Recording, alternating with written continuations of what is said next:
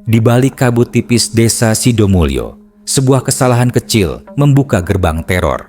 Sebuah jenazah yang dimakamkan tergesa, tanpa hormat, tanpa doa, kini bangkit. Ia kembali, bukan untuk hidup, tapi untuk menuntut balas. Malam pertama adalah awal neraka. Siapkah Anda menghadapi dendam dari kubur?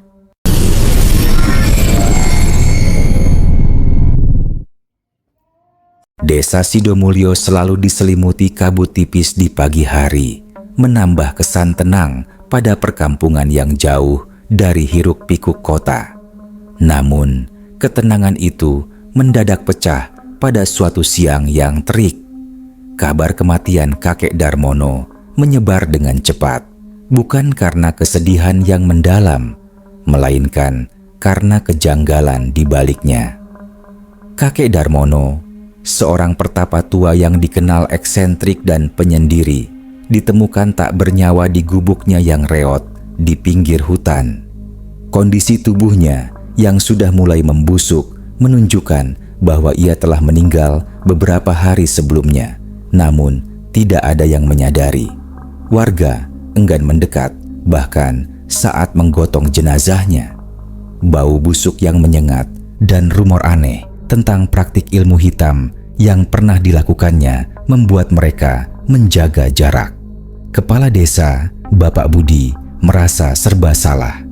Adat di Sidomulyo sangat menjunjung tinggi tata cara pemakaman yang layak, namun tidak ada seorang pun yang bersedia mengurus jenazah kakek Darmono dengan semestinya. Bahkan keluarga terdekatnya, jika ada, tidak pernah terdengar kabarnya. Akhirnya, dengan terpaksa, Bapak Budi memerintahkan beberapa pemuda desa untuk segera memakamkan jenazah tersebut sebelum baunya semakin menyebar dan menimbulkan penyakit. Mereka adalah Joni, Tarjo, dan Bimo, tiga pemuda yang dikenal pemberani, namun kali ini terlihat pucat pasi. Cepat gali saja, jangan terlalu dalam, perintah Bapak Budi dari jarak aman, sembari menutup hidungnya dengan sapu tangan. Yang penting tertimbun tanah. Joni mengayunkan cangkulnya dengan ogah-ogahan. Tanah di pemakaman umum Sidomulyo itu keras dan berbatu, seolah enggan menerima kakek Darmono. Tarjo dan Bimo hanya membantu seadanya. Mata mereka sesekali melirik gubuk reot yang masih terlihat dari kejauhan, seolah kakek Darmono bisa saja tiba-tiba muncul dari sana. Tidak ada kain kafan, tidak ada doa yang layak dipanjatkan, hanya seragam lusuh yang melekat di tubuh kaku itu yang menjadi penutup terakhirnya. Jenazah kakek Darmono hanya diturunkan begitu saja ke liang lahat, tanpa peti, tanpa alas. Tarjo bahkan terlihat buru-buru menendang beberapa gumpalan tanah untuk menutupinya. Malam harinya, setelah proses pemakaman yang tergesa-gesa itu, seluruh warga Sidomulyo merasakan kegelisahan yang sama. Angin berdesir lebih kencang dari biasanya, membawa hawa dingin yang menusuk tulang. Anjing-anjing menggonggong tak henti-henti di kejauhan. Gonggongan mereka terdengar seperti lolongan pilu. Beberapa ibu-ibu mengunci rapat pintu dan jendela, menyalakan lampu minyak, dan berkumpul di tengah ruangan membaca doa-doa perlindungan. Anak-anak kecil menangis ketakutan, merasakan aura mencekam yang tiba-tiba meliputi desa mereka. Bapak Budi sendiri tidak bisa tidur nyenyak. Bayangan tubuh kakek Darmono yang kurus kering dan wajahnya yang keriput terus menghantuinya. Ia tahu pemakaman yang tidak layak itu adalah sebuah kesalahan besar, namun ia tidak punya pilihan lain. Namun, yang paling terganggu adalah Joni, Tarjo, dan Bimo. Mereka bertiga berada di warung kopi Pak Sabar, mencoba menenangkan diri dengan rokok dan kopi pahit. Tarjo terus menggaruk tengkuknya yang tidak gatal. Perasaanku tidak enak, John. Benar-benar tidak enak. Bimo mengangguk setuju, matanya memerah karena kurang tidur.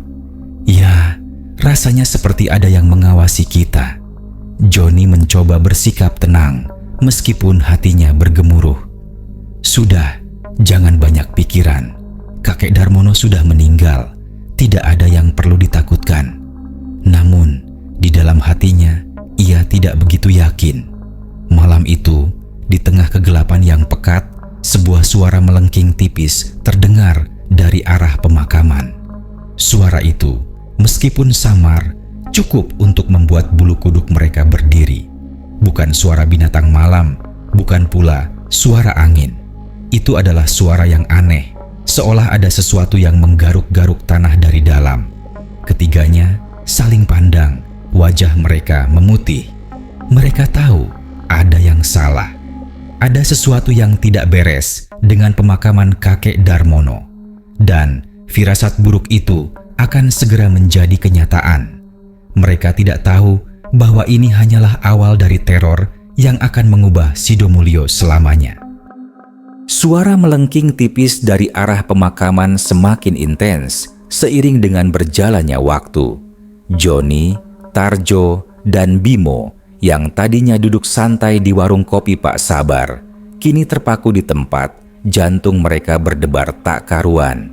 Suara gesekan yang menyerupai kuku panjang yang menggaruk papan, disusul oleh suara gemuruh tanah yang bergeser, membuat mereka yakin bahwa sesuatu yang di luar nalar sedang terjadi. Pak Sabar, pemilik warung yang tadinya sibuk meracik kopi, ikut mematung. Wajahnya yang biasanya ceria kini dipenuhi ketakutan. "Suara apa itu?" bisik Tarjo. Suaranya tercekat. Ia meraih lengan Joni dengan erat, seolah mencari perlindungan. Joni tidak menjawab, matanya terpaku pada kegelapan di luar jendela. Udara malam terasa semakin dingin dan bau amis yang aneh mulai tercium samar-samar bercampur dengan aroma tanah basah. Bau itu bukan seperti bau tanah biasa, melainkan bau busuk yang lebih pekat menusuk hidung dan entah mengapa terasa familiar bagi mereka bertiga. Tiba-tiba, lolongan anjing di seluruh penjuru desa mencapai puncaknya, seolah ribuan anjing melolong bersamaan. Lolongan itu bukan lagi lolongan pilu, melainkan lolongan kepanikan dan ketakutan yang luar biasa. Gelas di atas meja warung bergetar pelan dan lampu minyak yang menggantung di tengah ruangan berkedip-kedip, hampir padam. "Astaga," bisik Bimo yang biasanya paling berani, kini gemetar hebat. Ia menunjuk ke arah jalanan di depan warung. Sebuah bayangan hitam, tinggi dan kurus, perlahan-lahan muncul dari balik pepohonan di ujung jalan, bergerak lambat namun pasti menuju pusat desa. Bayangan itu semakin mendekat dan perlahan-lahan wujudnya mulai terlihat jelas di bawah rembulan yang tertutup awan tipis. Itu adalah sesosok tubuh manusia yang kurus kering dengan kulit pucat dan urat-urat menonjol. Rambutnya gondrong dan acak-acakan menutupi sebagian wajahnya. Mata cekungnya memancarkan cahaya merah menyala yang mengerikan. Yang paling menakutkan adalah pakaiannya, seragam lusuh yang sama, persis dengan yang dikenakan kakek Darmono saat mereka memakamkannya. Dan bau busuk yang menusuk hidung itu kini semakin kuat. "Kakek Darmono!" teriak Tarjo histeris. Ia berusaha berdiri, namun kakinya lemas, tak bertenaga. Sesosok itu berhenti di depan warung kopi Pak Sabar. Matanya yang menyala merah menatap lurus ke arah mereka bertiga, seolah tahu persis siapa yang harus dicari. Bibirnya yang kering dan pecah-pecah perlahan terbuka, memperlihatkan deretan gigi yang menghitam dan runcing. Dari tenggorokannya keluar suara parau, bergetar dan berat, seolah berkarat. "Kalian menguburku tidak layak." Suaranya terdengar seperti bisikan kematian, dingin dan penuh dendam. Joni merasakan seluruh tubuhnya merinding. Ia teringat bagaimana ia dan teman-temannya tergesa-gesa mengubur kakek Darmono, hanya menutupi tubuhnya dengan tanah tanpa penghormatan. Ia teringat ejekan dan bisik-bisik mereka saat menggotong jenazah yang membusuk itu. Tiba-tiba, Sesosok itu melangkah maju. Gerakannya kaku dan menyeret, namun entah mengapa terasa sangat cepat. Johnny, Tarjo, dan Bimo secara refleks mundur, saling bertabrakan. Pak Sabar sudah jatuh terduduk di belakang meja, mulutnya ternganga saking ketakutan. "Kalian harus membayarnya," raung kakek Darmono. Suaranya kini lebih jelas dan menusuk telinga. Matanya semakin menyala, memancarkan kebencian yang mendalam. Johnny sadar bahwa mereka tidak bisa hanya berdiam diri. "Lari, lari!" teriaknya. Mereka bertiga berhamburan keluar dari warung kopi tanpa tujuan. Tarjo tergelincir dan jatuh, namun ia segera bangkit dan terus berlari. Bimo yang tadinya paling gemetar kini berlari secepat mungkin, seolah ada energi baru yang merasukinya. Kakek Darmono tidak mengejar mereka dengan cepat. Ia hanya berdiri di depan warung, menatap ke arah mereka yang berlarian panik dengan senyum tipis yang mengerikan di bibirnya. Namun, teror tidak berhenti di situ. Dari berbagai sudut desa, terdengar teriakan-teriakan histeris. Lampu-lampu rumah padam satu persatu digantikan oleh kegelapan yang pekat. Suara pecahan kaca, suara benda jatuh, dan lolongan pilu memenuhi udara. Rupanya, kakek Darmono tidak hanya mendatangi mereka bertiga. Sosok itu mulai menebar teror ke seluruh desa. Penduduk Sidomulyo yang tadinya tidur lelap kini terbangun dalam ketakutan yang mencekam.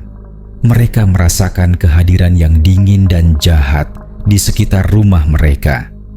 Sebuah tangan kurus dan dingin menyentuh jendela. Sebuah bayangan melintas di depan pintu dan bisikan-bisikan mengerikan terdengar dari kegelapan. Malam itu, Sidomulyo berubah menjadi neraka, dan mereka semua tahu ini hanyalah awal dari pembalasan kakek Darmono. Malam pertama, teror kakek Darmono meluluh lantakan ketenangan desa Sidomulyo. Setelah Johnny, Tarjo, dan Bimo berhasil lolos dari warung kopi Pak Sabar, mereka berlari tanpa arah, menembus kegelapan dan kepanikan yang mencengkeram. Teriakan histeris dari berbagai penjuru desa semakin menjadi-jadi, bercampur dengan suara benda jatuh, pecahan kaca, dan lolongan anjing yang memilukan. Desa yang tadinya damai kini berubah menjadi medan pertempuran antara hidup dan mati. Johnny berhasil mencapai rumahnya. Jantungnya berdegup kencang seperti jenderang perang. Ia melihat ibunya, Bu Lastri, terisak-isak di sudut ruangan, memeluk adiknya erat-erat. Wajah ibunya pucat pasi, matanya memerah karena ketakutan. "Ada apa, Nak? Apa yang terjadi?" tanyanya dengan suara gemetar. "Kakek Darmono, Bu. Dia bangkit dari kubur," jawab Johnny, napasnya terengah-engah. Ia segera mengunci pintu dan jendela rapat-rapat, lalu menyeret lemari besar untuk menghalangi pintu depan, seolah benteng itu bisa menahan kekuatan supranatural. Di rumah lain, keadaan tidak jauh berbeda. Bapak Budi, kepala desa, dengan wajah tegang, berusaha menenangkan istrinya yang terus-menerus berdoa dan menangis. Ia sendiri tidak bisa tenang. Bayangan kakek Darmono dengan mata merah menyala dan senyum mengerikan terus menghantuinya. Ia tahu seluruh desa sedang dalam bahaya besar. Ia telah membuat keputusan yang salah dan kini semua orang harus menanggung akibatnya. Teror kakek Darmono tidak pandang bulu. Ia memasuki rumah-rumah warga satu persatu, tidak untuk membunuh, melainkan untuk menebar kengerian yang lebih dalam. Ia hanya muncul sekelebat, menunjukkan wujudnya yang menyeramkan, lalu menghilang, meninggalkan jejak bau busuk dan aura dingin yang menusuk tulang. Beberapa warga yang melihatnya langsung pingsan, sebagian lagi berteriak histeris, dan sisanya hanya bisa menangis ketakutan. Pagi harinya, saat matahari mulai terbit dan mengusir sebagian kegelapan, pemandangan di Sidomulyo sungguh mengenaskan. Beberapa rumah terlihat porak-poranda, perabot berserakan di tanah, dan jendela pecah. Warga berkumpul di balai desa. Wajah mereka pucat pasi, mata mereka bengkak karena kurang tidur dan menangis. Ketakutan yang semalam mereka rasakan kini berubah menjadi kepanikan massal. "Kita harus pergi dari sini," teriak seorang warga, suaranya parau. "Desa ini sudah tidak aman lagi." Warga lain mengiyakan. Sebagian bahkan sudah mulai mengemasi barang-barang seadanya. Mereka tidak peduli lagi dengan harta benda atau pekerjaan mereka. Yang ada di pikiran mereka hanyalah keselamatan diri dan keluarga. Mereka tidak ingin mengalami malam mengerikan seperti itu lagi. Bapak Budi mencoba menenangkan mereka.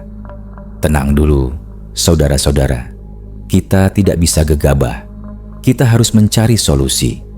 Namun, tidak ada yang mendengarkannya. Ketakutan telah merenggut akal sehat mereka. Sebagian warga mulai beranjak, membawa bungkusan seadanya, dan berjalan kaki meninggalkan desa. Yang lain masih ragu, namun melihat tetangga mereka pergi, mereka pun ikut terdorong untuk menyelamatkan diri. Joni, Tarjo, dan Bimo duduk di sudut balai desa, terdiam. Mereka adalah saksi mata pertama dari bangkitnya kakek Darmono. Mereka tahu persis betapa mengerikannya sosok itu. Mereka merasa bersalah, namun juga tidak tahu harus berbuat apa. "Kita harus melakukan sesuatu," bisik Joni. "Kita tidak bisa membiarkan kakek Darmono terus meneror desa kita." Tarjo mengangguk setuju. "Tapi apa? Dia bukan manusia biasa." Bimo menatap kerumunan warga yang mulai meninggalkan desa. "Kita harus meminta bantuan. Tidak ada cara lain." Keputusan untuk meninggalkan desa semakin bulat ketika beberapa warga melaporkan bahwa mereka mencium bau busuk yang sangat menyengat dari arah sumur desa. Ketika diperiksa, air di sumur itu berubah menjadi hitam pekat dan berbau busuk yang tak tertahankan. Itu adalah ulah kakek Darmono, sebuah peringatan bahwa bahkan sumber kehidupan mereka pun tidak aman. Pada akhirnya, bahkan Bapak Budi pun menyerah. Ia tahu desa ini sudah tidak bisa diselamatkan lagi. Ketakutan telah menguasai segalanya. Warga Sidomulyo mulai mengungsikan diri, meninggalkan rumah dan segala kenangan di balai desa. Mereka berjalan berbondong-bondong, meninggalkan desa yang kini kosong melompong, diselimuti aura kematian dan dendam yang tak terucapkan. Desa Sidomulyo yang tadinya tenang dan damai, kini menjadi kota hantu, dihuni oleh satu sosok yang bangkit dari kubur dan dendam yang tak terpadamkan.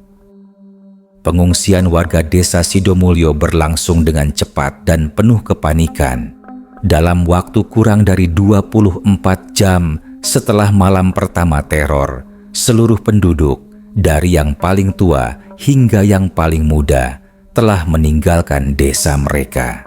Mereka membawa barang seadanya, berjalan kaki, berbondong-bondong menuju desa tetangga, Desa Mekarjaya, yang jaraknya cukup jauh. Wajah-wajah mereka menunjukkan kelelahan yang luar biasa, namun ketakutan yang masih menyelimuti lebih mendominasi. Tidak ada yang berani menoleh ke belakang, takut jika sosok kakek Darmono akan muncul dan mengejar mereka.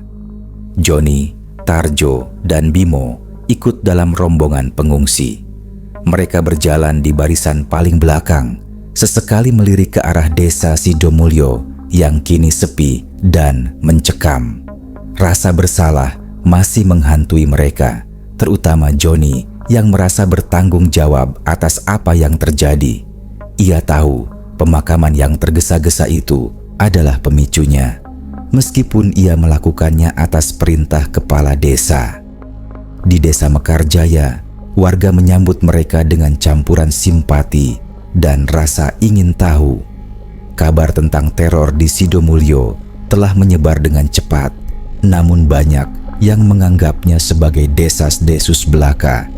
Namun, melihat langsung ratusan warga Sidomulyo yang datang dalam kondisi memprihatinkan, membuat mereka percaya. Bapak Budi segera menjelaskan situasi kepada Kepala Desa Mekarjaya, Bapak Santoso. Ia menceritakan semua yang terjadi, dari kematian kakek Darmono yang aneh, pemakaman yang tidak layak, hingga teror di malam pertama. "Kami tidak tahu harus berbuat apa, Pak Santoso," kata Bapak Budi, suaranya parau. "Kakek Darmono itu bukan manusia biasa. Dia bangkit dari kubur dan menebar teror yang mengerikan." Bapak Santoso, seorang pria tua bijaksana, mendengarkan dengan seksama. Ia tahu betul tentang kisah-kisah mistis di desa-desa terpencil. "Kakek Darmono ya," gumamnya. "Saya pernah mendengar namanya. Dia adalah seorang pertapa yang punya ilmu hitam, bukan?" Bapak Budi mengangguk. "Ya, Pak. Itulah yang membuat kami takut. Kami tidak tahu harus melawan dengan cara apa." Joni, Tarjo, dan Bimo yang mendengar percakapan itu mendekat. "Pak Santoso," kata Joni, "kami melihatnya sendiri. Dia muncul di warung kopi Pak Sabar. Matanya menyala merah dan suaranya sangat mengerikan." Tarjo menambahkan, "Dia bilang kami menguburnya tidak layak, Pak. Apakah ada cara untuk menghentikannya?" Bapak Santoso menghela napas. "Jika memang demikian, maka hanya ada satu jalan. Kalian harus mencari tahu mengapa kakek Darmono memilih bangkit dan apa yang sebenarnya dia inginkan. Ilmu hitam seperti itu biasanya terkait dengan perjanjian atau wasiat yang belum terpenuhi," terpikir oleh Joni. "Wasiat? Tapi dia tidak punya keluarga. Kami bahkan tidak tahu asalnya." "Tidak selalu wasiat harta benda, nak," jelas Bapak Santoso. "Bisa jadi wasiat spiritual atau perjanjian dengan makhluk lain yang belum terpenuhi. Ada baiknya kalian kembali ke gubuknya dan cari tahu jika ada petunjuk. Tapi kalian harus berhati-hati. Tempat itu pasti masih diselimuti aura jahat." Meskipun takut, Joni, Tarjo, dan Bimo merasa bertanggung jawab. Mereka adalah orang-orang yang paling terlibat dalam pemakaman itu. Mereka memutuskan untuk kembali ke desa Sidomulyo, didampingi oleh dua pemuda pemberani dari desa Mekarjaya yang menawarkan diri, yaitu Rio dan Dika. Mereka berlima dengan bekal senter dan keberanian yang dipaksakan berangkat menuju desa yang kini kosong. Setibanya di Sidomulyo, suasana mencekam langsung menyergap mereka. Desa itu benar-benar kosong, hanya suara angin yang berdesir melewati rumah-rumah kosong. Pepohonan di pinggir hutan tampak lebih gelap dan angker. Mereka langsung menuju gubuk kakek Darmono. Gubuk itu masih berdiri kokoh, namun terlihat lebih usang dan menakutkan dari sebelumnya. Bau busuk masih samar-samar tercium di sekitar gubuk. Dengan hati-hati, mereka memasuki gubuk reot itu. Di dalamnya gelap gulita, penuh dengan sarang laba-laba dan debu tebal. Di sudut ruangan, mereka menemukan beberapa gulungan kertas usang dan beberapa benda aneh yang menyerupai jimat. Joni meraih gulungan kertas itu. Dengan bantuan senter, ia mulai membaca. Tulisan di gulungan itu adalah tulisan tangan yang kuno, berisi mantra-mantra dan catatan-catatan tentang ritual. Namun, di antara tumpukan kertas itu, mereka menemukan sebuah surat yang tampaknya lebih baru. Surat itu ditulis dengan tinta merah dan isinya membuat mereka terkesiap. Surat itu adalah sebuah perjanjian darah yang menyebutkan bahwa kakek Darmono telah berjanji untuk menjaga sebuah artefak kuno yang sangat penting bagi keberlangsungan desa. Dan artefak itu harus dikuburkan bersamanya jika ia meninggal. Jika tidak, ia akan bangkit dan tidak akan tenang sampai wasiatnya terpenuhi. Artefak itu tidak pernah ditemukan di tubuhnya saat pemakaman. "Pantas saja dia bangkit," bisik Joni, wajahnya pucat. "Kita tidak mengubur artefak ini bersamanya. Artefak itu pasti hilang." Misteri mulai terungkap, bukan karena pemakaman yang tidak layak semata. melainkan karena wasiat terpenting kakek Darmono tidak terpenuhi. Tugas mereka kini bukan hanya menghentikan teror, tetapi juga mencari artefak yang hilang itu, yang mungkin menjadi kunci untuk menenangkan arwah kakek Darmono yang penuh dendam. Penemuan surat wasiat di gubuk kakek Darmono membawa pencerahan sekaligus beban baru bagi Joni, Tarjo, Bimo, Rio, dan Dika. Mereka kini tahu bahwa kakek Darmono bangkit bukan hanya karena dimakamkan tidak layak, melainkan karena sebuah artefak kuno yang sangat penting tidak ikut terkubur bersamanya. Artefak itulah kunci untuk menghentikan teror. Mereka harus menemukannya. Tapi di mana artefak itu sekarang? Tanya Bimo, matanya menyapu seisi gubuk yang berantakan. Tidak ada di sini. Joni berpikir keras. Artefak itu seharusnya dikubur bersamanya. Mungkin ada yang mengambilnya sebelum pemakaman. Tarjo tiba-tiba teringat sesuatu. Saat kami menggotong jenazahnya, Pak Budi sempat memeriksa saku bajunya seolah mencari sesuatu. Tapi dia bilang tidak ada apa-apa. Itu aneh, timpal Rio. Kenapa dia harus memeriksa saku? Kecurigaan mulai tumbuh. Mereka memutuskan untuk kembali ke pemakaman. Mungkin artefak itu terjatuh di sana, atau ada jejak yang bisa menuntun mereka. Setibanya di pemakaman, suasana terasa lebih dingin dan mencekam. Liang lahat kakek Darmono terlihat berantakan. Tanahnya seperti dicakar-cakar dari dalam. Bau busuk yang sangat kuat masih tercium, menusuk hidung. Mereka mulai mencari di sekitar liang lahat, menyisir setiap jengkal tanah dengan hati-hati. Dika, yang paling teliti, melihat sesuatu yang berkilau di antara rerumputan. Ia berjongkok dan memungutnya. Itu adalah sebuah kotak kecil dari kayu cendana, diukir dengan simbol-simbol kuno yang tidak mereka kenali. Kotak itu kosong. Ini pasti artefaknya, seru Dika. Wajahnya sumringah sekaligus pucat, tapi isinya sudah tidak ada. Kini teka-teki semakin rumit. Artefak itu telah ditemukan, atau setidaknya wadahnya, tapi isinya hilang. Dan yang paling mencurigakan adalah kotak itu tidak terkubur di dalam liang lahat, melainkan tergeletak begitu saja di permukaan tanah, seolah sengaja ditinggalkan. Ini aneh, kata Joni. Kotak ini harusnya dikubur bersama kakek Darmono. Kenapa kosong dan ada di sini? Tiba-tiba Tarjo berteriak, "Lihat, ada jejak kaki." Mereka semua menunduk. Di tanah yang lembab, di dekat liang lahat, terlihat jelas jejak kaki seseorang yang tidak asing bagi mereka. Jejak sepatu boot yang sering dipakai oleh Bapak Budi, kepala desa.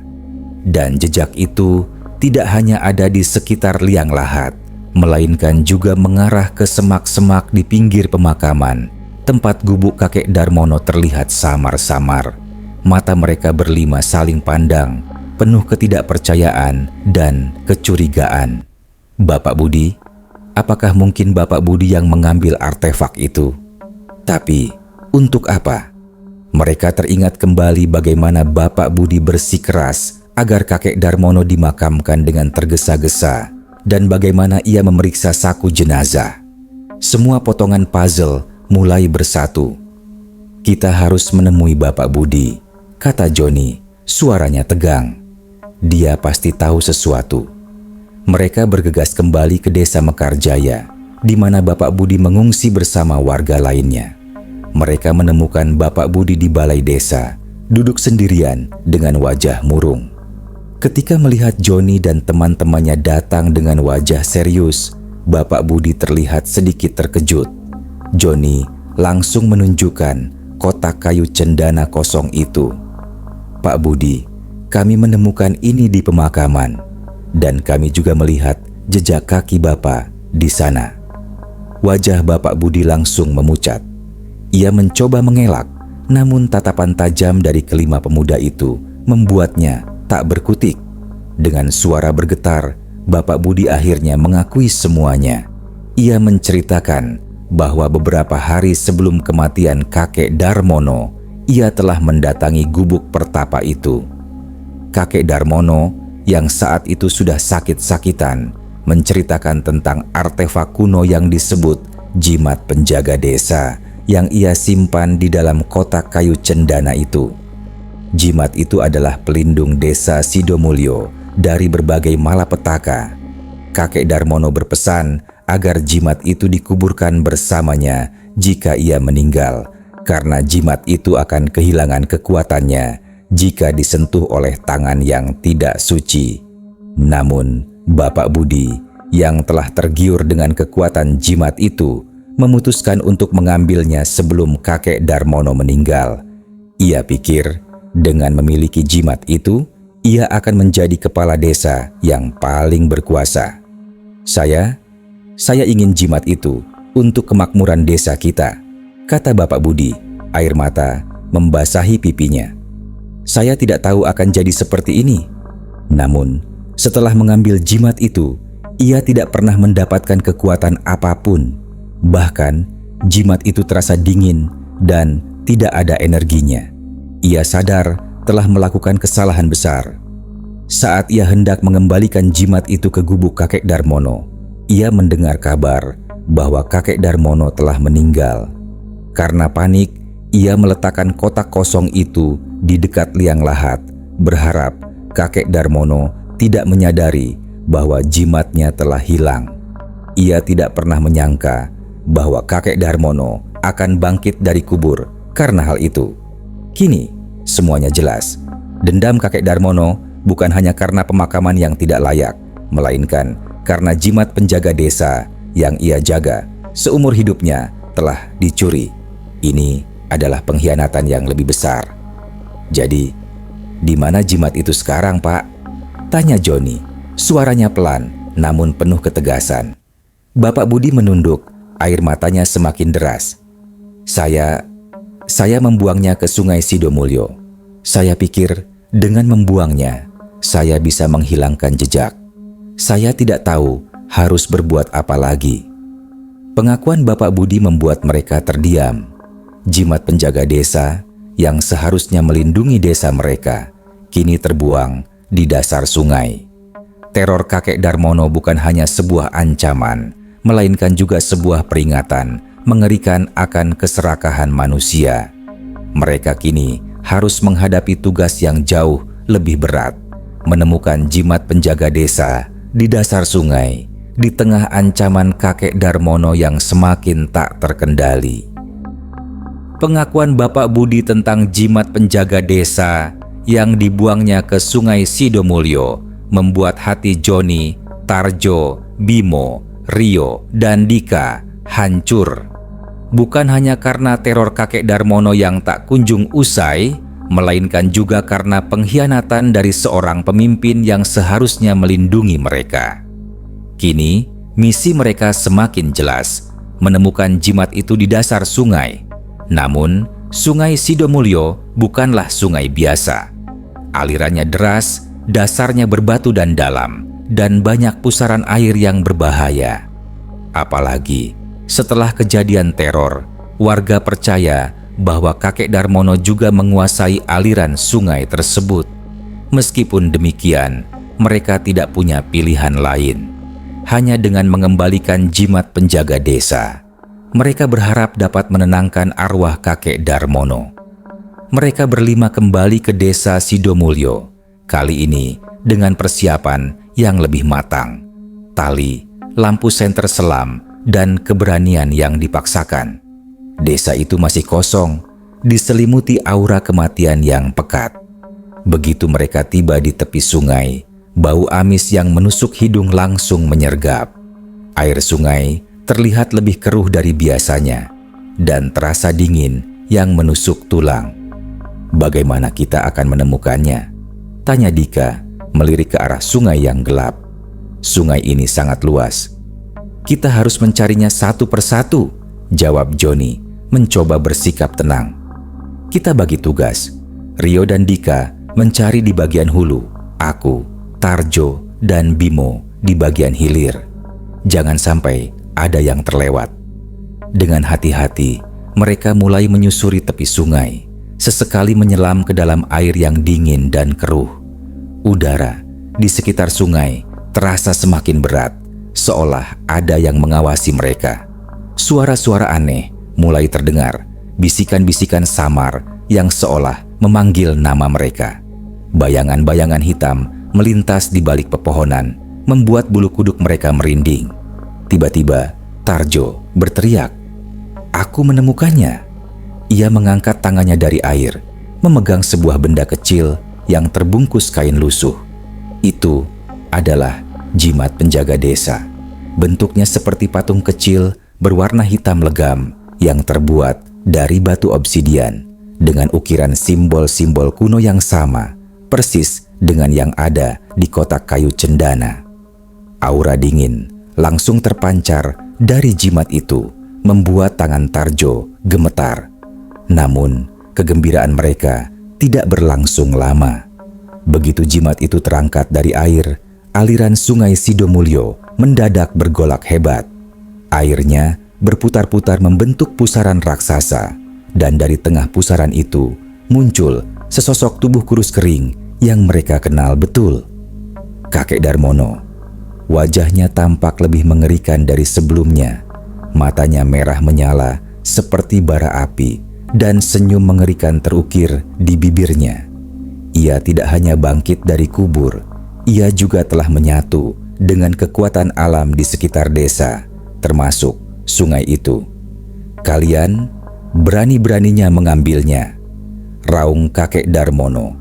Suaranya menggelegar, membuat pohon-pohon di sekitar sungai bergetar. Ia melangkah maju, kakinya tidak menyentuh tanah, melayang di atas air. Tarjo yang memegang jimat gemetar hebat. Ia ingin melemparkannya, namun entah mengapa tangannya terasa kaku. Joni segera berteriak, "Kakek Darmono, kami menemukan jimatmu. Kami akan mengembalikannya." Namun, kakek Darmono tidak mendengarkan. Ia sudah terlalu dikuasai amarah dan dendam. Ia mengulurkan tangannya yang kurus kering ke arah Tarjo. Sebuah energi gelap keluar dari tangannya, mendorong Tarjo hingga terpelanting dan membentur pohon. Jimat itu terlepas dari genggamannya dan jatuh ke tanah. Melihat Tarjo tak sadarkan diri, Joni segera mengambil jimat itu. Ia tahu tidak ada waktu untuk ragu. Ia harus mengembalikan jimat itu ke tempat yang seharusnya, liang lahat kakek Darmono. "Dia harus dikuburkan bersamamu," teriak Joni. Lalu ia berlari secepat mungkin menuju pemakaman, diikuti oleh Bimo, Rio, dan Dika yang berusaha mengalihkan perhatian kakek Darmono. Kakek Darmono mengejar Joni, amarahnya meluap. Desa itu kini menjadi saksi bisu kejar-kejaran antara hidup dan mati. Joni berlari sekencang-kencangnya, melewati rumah-rumah kosong, menghindari pohon-pohon tumbang, dan sesekali merasakan hembusan nafas dingin kakek Darmono di belakangnya. Akhirnya, ia mencapai pemakaman. Dengan sisa tenaganya, ia melompati liang lahat kakek Darmono yang masih terbuka dan menganga. Ia menjatuhkan jimat penjaga desa itu ke dalam liang lahat, tepat di tempat seharusnya tubuh kakek Darmono berada. Saat jimat itu menyentuh tanah, sebuah cahaya putih terang memancar dari liang lahat, menyilaukan mata. Cahaya itu perlahan-lahan menyelimuti tubuh kakek Darmono yang mengejar Joni. Sosok kakek Darmono berteriak, bukan lagi raungan marah, melainkan raungan kesakitan dan kesedihan yang mendalam. Tubuhnya perlahan-lahan memudar bersamaan dengan cahaya putih yang meredup. Samar-samar mereka mendengar bisikan terakhir. "Akhirnya aku tenang." Kemudian semuanya kembali sunyi. Bau busuk menghilang, udara dingin berganti menjadi hawa normal, dan lolongan anjing di kejauhan mereda. Kakek Darmono telah kembali ke alamnya, kali ini dengan kedamaian. Joni, Bimo, Rio, dan Dika terdiam, napas mereka terengah-engah. Tarjo yang sudah siuman perlahan menghampiri mereka. Mereka berhasil menghentikan teror kakek Darmono. Namun, kedamaian itu terasa memilukan.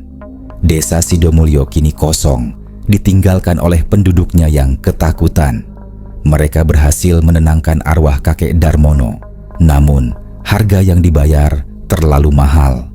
Desa itu kini menjadi saksi bisu akan kisah kelam tentang keserakahan, pengkhianatan, dan pembalasan dendam dari alam lain. Bertahun-tahun berlalu, Desa Sidomulyo tetap menjadi desa mati. Tidak ada yang berani menempati lagi. Bahkan, orang-orang dari desa lain pun enggan mendekat. Demikianlah kisah dari Desa Sidomulyo, sebuah cerita yang mungkin terdengar seperti dongeng, namun menyimpan peringatan yang mendalam. Sebuah pengingat bahwa penghormatan dan keseimbangan adalah dua hal fundamental yang harus selalu kita jaga, baik dalam hidup maupun setelah kematian.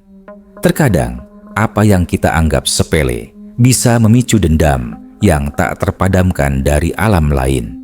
Semoga kisah ini tidak hanya menghibur, tetapi juga meninggalkan kesan mendalam tentang misteri dan kekuatan tak kasat mata yang mungkin saja benar-benar ada di sekitar kita.